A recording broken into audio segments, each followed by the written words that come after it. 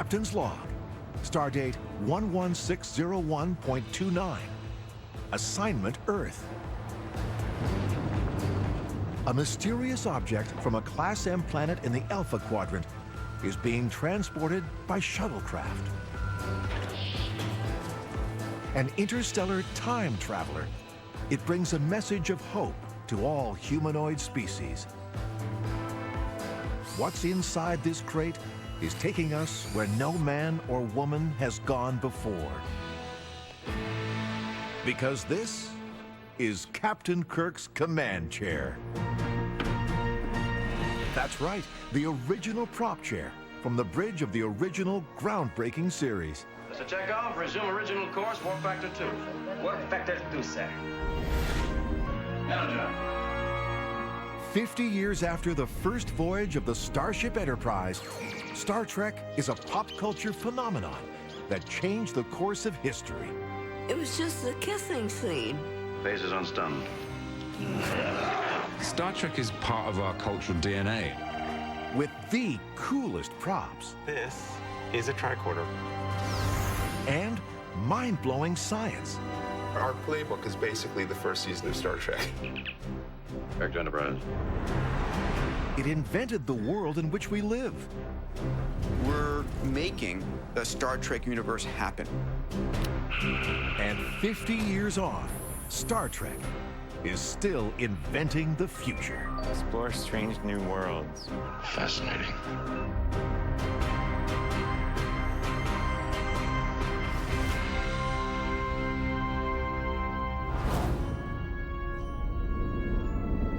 It began on September 8th, 1966.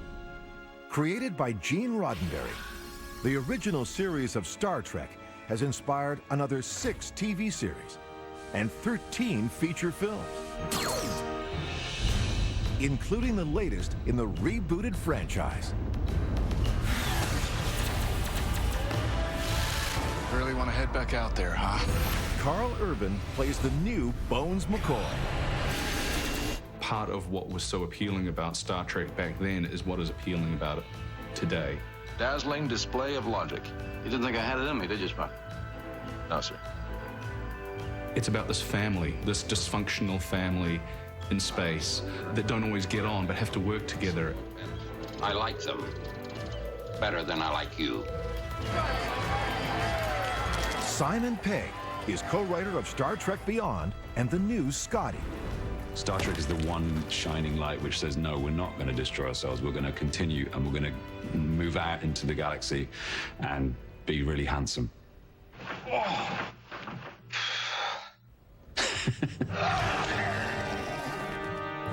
For the scriptwriters of the original series, it began as a sci-fi fantasy. We were making it up as we went along. I think it was just imagination at the time and conjecture. Just, well, this could happen. This could be a good idea. Energize.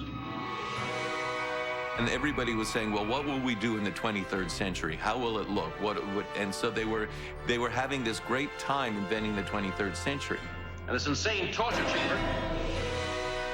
But for a generation of scientists who grew up watching the reruns, it's provided a blueprint for the future. As they unlock the secrets of warp space and teleportation, reveal the mysteries of the invisibility cloak, and solve the riddle of the phaser and tricorder. And it's really about sort of not just hoping for the future, but making the future happen. What inspired these scientific breakthroughs can be found here at the EMP Museum of Pop Culture in Seattle. Wow. Fans are getting the chance to get up close and personal with authentic props from the original series. Gathered together in the same place for the first time in nearly half a century. Oh, this is fabulous. The objects from Star Trek are national treasures now. They are cultural icons. This is amazing. The navigation console of Mr. Sulu and Mr. Chekhov. Lieutenant Uhura's earpiece.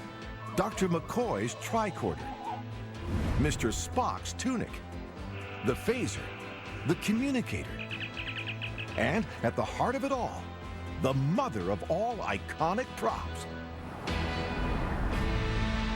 This is Captain Kirk's command chair. This is Captain James Kirk of the USS Enterprise.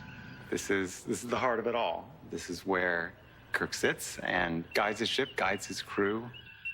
Staying with us. Faces down evil aliens. Seduces pretty women.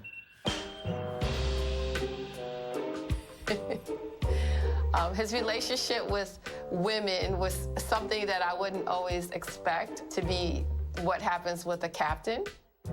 This super brash, super confident, cocky. I want some answers to all this. Rebel who everyone just loves because he's just a little bit naughty. Suave, brilliant. Not only do we have your psychokinetic ability, but at twice your power level. Go with his gut. That settles that. Great leader. You won't get it through torture. Driven beyond belief. I want that third alternative. Most people who want to play Star Trek when they're 10 years old want to be Captain Kirk. It just seems like the best job. Kirk's chair is your typical piece of 1950s office furniture with a few added lights and buttons. But it sold at auction in 2002 for more than $300,000. Of course, that 11-year-old Brooks that watched Star Trek as a kid, I would love to see what it feels like to really sit in that chair. Tempting, isn't it? I never, ever will. It's an object that we have to protect. We are the stewards of this chair. And so, no sitting. From the comfort of this command chair, Captain Kirk can give an order like, Lieutenant Sulu, activate tractor beams. and hey presto, an invisible beam of energy called a tractor beam grabs hold of any passing object in space and pulls it along like an interstellar tow truck. We love tractor beams, although you never saw a beam in the original show because they couldn't afford to put a beam. Turn on the tractor beam, and then the thing would somehow follow along.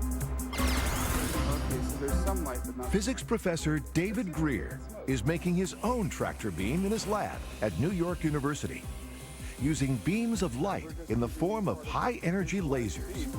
We've seen it on TV, right? But can you imagine doing it for real? Okay, so here's the wave. Then you have a tractor beam.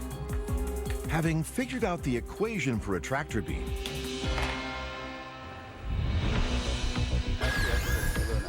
David can go back to the lab and use his lasers to grab hold of tiny particles of matter. What you're seeing right here is going on in the optical table right now. It's happening live. We are actually manipulating objects. We're moving them around with the forces exerted by light. What you're seeing on the screen is just a millionth of a meter, way smaller than a Star Trek shuttlecraft. To give you a sense of the scale, this TV screen here is about 1/4 the size of a human hair. It may be tiny, but this is a scientific first. It's just amazing that it works.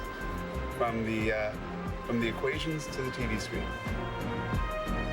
Okay, so check. And in 10 years' time, David wants to put his tractor beam into outer space.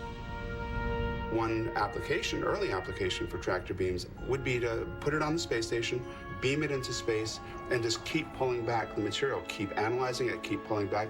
It's a fishing net of light. It's a tractor beam. But Star Trek wasn't just pushing the boundaries of science. The challenge with Star Trek was to rattle the bars of the cage, was to push the limit. And it would change the course of history with a kiss. But coming up first, set phasers to stun. Star Trek on a battlefield near you.